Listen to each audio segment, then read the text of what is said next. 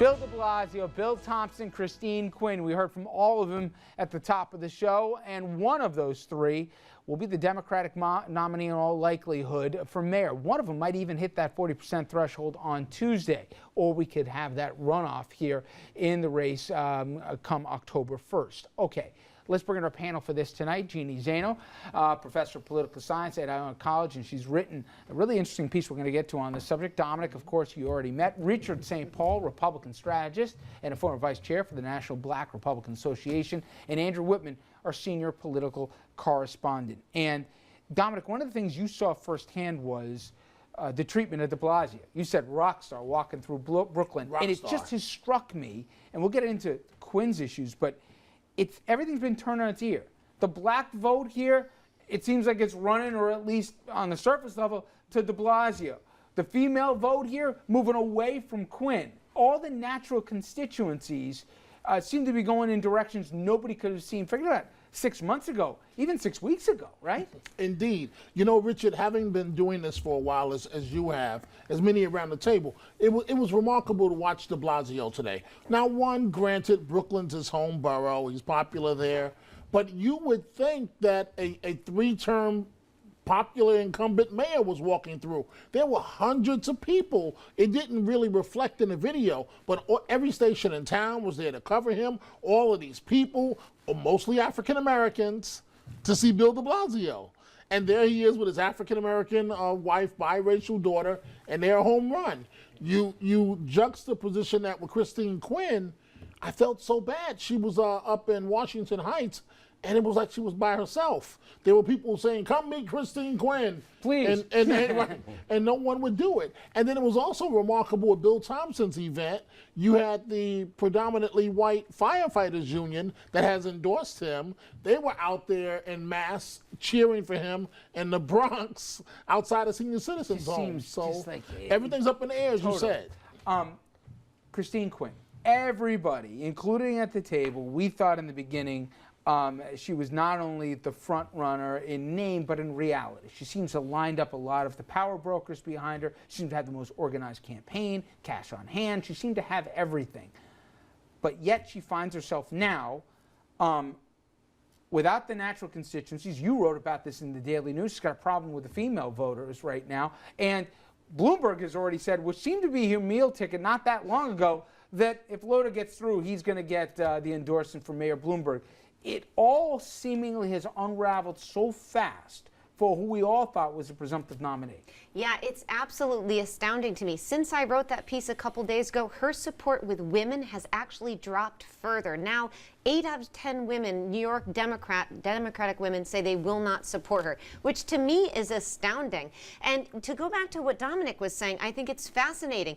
Women have said to me, listen, I'm not going to vote for somebody just because they're a woman. We've heard that from people who are gay. I'm not going to vote for somebody just because she's gay, and I'm not going to vote for somebody just because they're African American. Voters, and I think this is a good sign, are being more discerning. They're saying, listen, I want to know where you stand on issues that matter to me. I want to know what you're going to do for people and issues that I care about. You tell me that, and I'll tell you if I'm going to support you. So natural constituencies, as you mentioned, like women or African, they seem to be up for grabs, which is a great development, but I think very confusing for these campaigns that thought they had these, you know, but Bill Thompson thought he had it. You know, I think the big question still is, are the public polls wrong? Is de Blasio not as far up? But based on what Dominic saw today and what we hear out there. And you can tell a lot when you go through the enthusiasm on the street. That always says something. Is it possible that it's less that the natural constituencies are sort of up in the air, and it's just that the bulk of the Democratic base, a lot of Democrats are moving towards de Blasio, and that's throwing everything off kilter? I mean, he's got a lot of black support, he's got a lot of female support, he seems to be the progressive guy.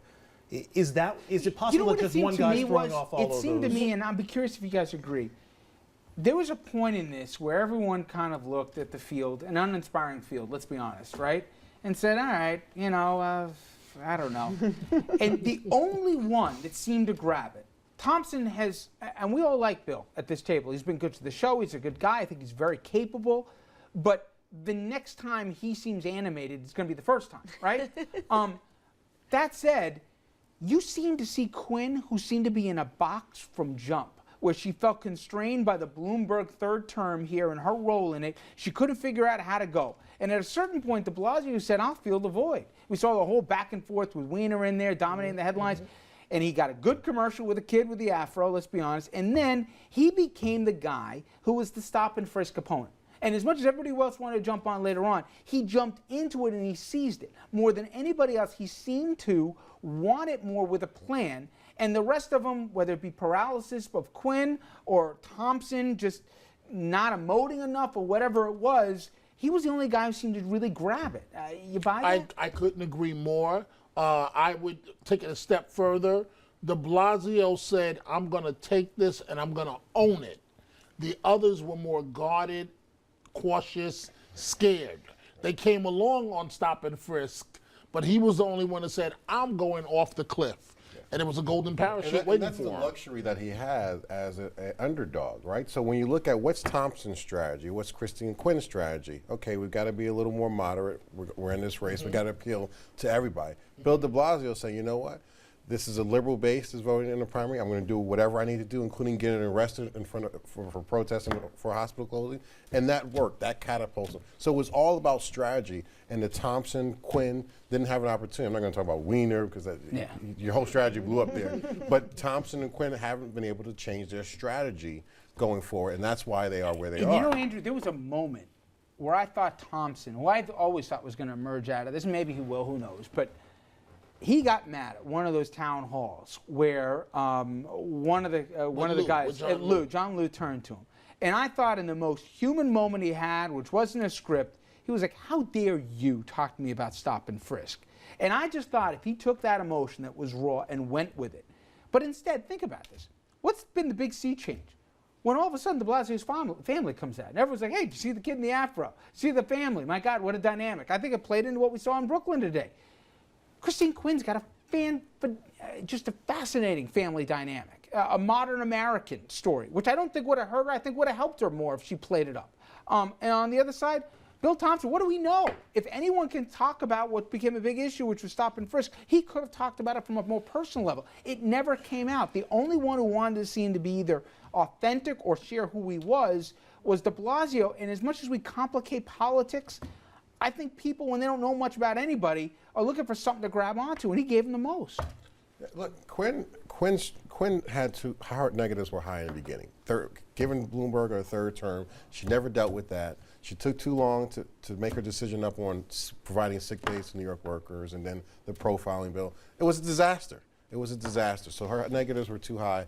She couldn't change her strategy. I mean, again, she was leading. She had all the endorsements, all the money lined up. But guess what? At the end of the day, we've learned that being city council speaker isn't necessarily an that's advantage. exactly right. That's exactly right. And I always said that because you're in power. People expect you just because you're running for mayor, but they expect you also to do your job and make some changes. You can't go back and say, well, you know, we ought to do this. No, you ought to do it because you are still the speaker, so you can do it. You got the power to do it. Exactly right. So that's always tough to balance. And with Thompson, he's, straight, middle of the road, moderate. He's picking up endorsements from the police, the African-American candidate picking up endorsements from the police union in the middle of a stop and frisk. I mean, hey, his strategy was a lot different than Bill de Blasio. Richard, that's a great point. Because normally, for an African-American candidate, you would do anything as an African-American candidate to get the endorsement of the police union. It just so happens that Mr. Thompson's timing right now, that's not exactly the best endorsement that one could get. And the firefighters union, which, again, federal court ruled your test is discriminatory. You're 90% white on the New York City Fire Department. I mean, wow. And to that point, it's almost as if Quinn and Thompson, based on where he was 4 years ago, felt like they were going to run the general election. And this primary was just something that they had to get out of the way. And to Richard's point, they didn't see the constituency they needed to win in order to get through the primary to make it to the general election. I've always had the sense that Quinn thought, I did what I needed to do to support Bloomberg and everybody else, so now this is owed to me and I'm going to move into the general. One of the things you said is nobody really seemed to reach out to female voters specifically. Not at all. And then finally it dawned on him, I think, with a week to go, wait a minute. They're more than half of the electorate. What are we doing here? So 60%. Could she not have framed this in the historical case in which it should have been made? And they haven't done that. They've tried, and it hasn't been successful. And now women are so frustrated with her, they've abandoned her completely. And you know what, Richard? You can look, and I'm not going to say which one, but you can look in the candidate's eyes.